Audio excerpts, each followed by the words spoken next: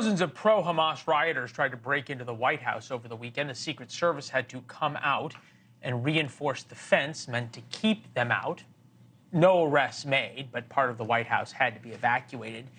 They could be heard chanting, "Yemen, Yemen, make us proud," in support of the Iranian-backed rebels who've been attacking Israel and U.S. Navy ships. Folks with similar feelings took to the streets outside a cancer hospital. Here you go.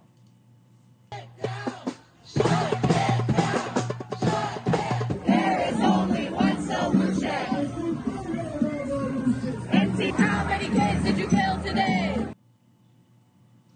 All right, so they were chanting Intifada. That's the killing of Jews, not just in Israel, but around the world, outside of a cancer hospital. They were chanting about scaring sick kids. Then today, they filled the Capitol Rotunda with these chants.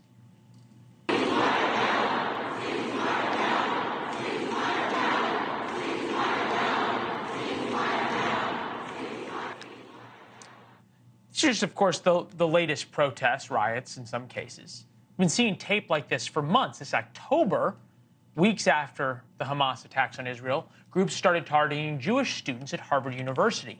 Now some of those students are suing, saying they have faced a campaign of rampant anti-Semitism on campus. Joining us now, Shabbos Kestenbaum, one of the students being represented in the lawsuit, Batya Unger-Sargon, opinion editor at Newsweek. Shabbos, I want to start with you. Harvard's endowment is $50.8 billion. That is larger than the gross domestic product, meaning the entire economy of Jordan, Tunisia, and Libya. You think they're afraid of a lawsuit from you guys? Well, I'll put it this way. They never missed an opportunity to miss an opportunity. We gave them plenty of time to correct the record, for them to tell us what they were going to do to protect Jewish students. We know that Qatar is a large, large donor to Harvard University, and something that our lawyers and the team will be investigating. But certainly, as you mentioned, we have students who are praising and in many cases identifying with terrorists like the Houthis, like Hezbollah, like Hamas. We have asked Harvard to intercede and to protect Jewish students. They've said nothing. Look, we all get back to campus on Monday, and many of us are petrified. We do not know what campus will look like when Harvard cannot guarantee our physical safety, and that's what this lawsuit seeks to address. I like the Abba Eban quote about the Palestinians, never miss an opportunity to miss an opportunity. Batya, put this in a larger perspective for us, because it seemed as though perhaps this was sort of calming down a little bit over the holidays. Now you see what happened at the White House. There's now talk of federal workers, quote unquote, walking out over U.S. support of Israel. Where is this headed?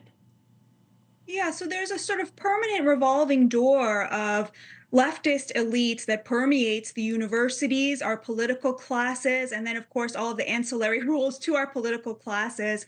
And I think that that is really the message of this walkout, is less, whether or not federal workers should be allowed to protest the government, and more, this is who President Joe Biden has staffed his entire administration with, people from these elites who are extremely anti-Israel, who are extremely woke, who have gone to elite universities like Harvard, where they picked up this nonsense from their professors. I do have to say, with all due respect to Shabbos, and I know what you're going through, I myself was personally protested for being Jewish.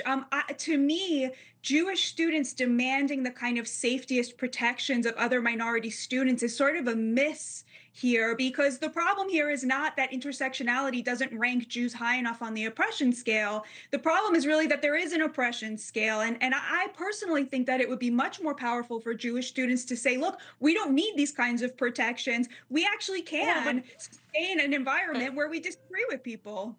No, I guess this would be my question about whether there's a difference between being able to disagree and having protests on both sides, because that is a fundamental right in America. And I think about the video outside the White House as an example. And I don't know if we can put it side by side, but we'll put the video up outside of the White House, for example.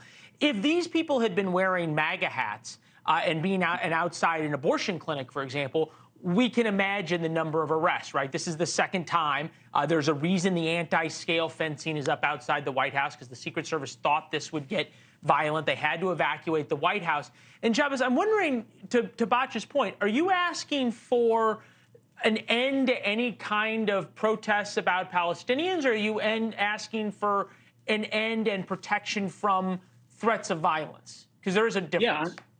On the contrary, I not only welcome that type of political exercise and intellectual debate, that's something that I've asked for since October 7th. I'll give you just a quick anecdote. During the aftermath of Hamas's brutal invasion and the largest massacre of Jews since the Holocaust, I reached out to those at the Harvard-Palestine Solidarity Committee saying, let's talk about our differences in a public yet respectful dialogue.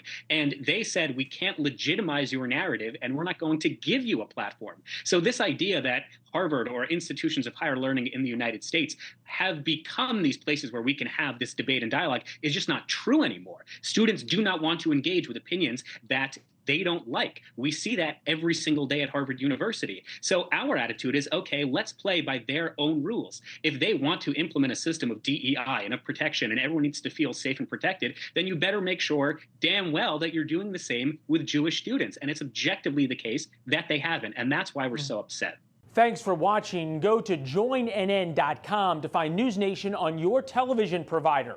And don't forget to click the red subscribe button below to get more of NewsNation's fact-driven, unbiased coverage.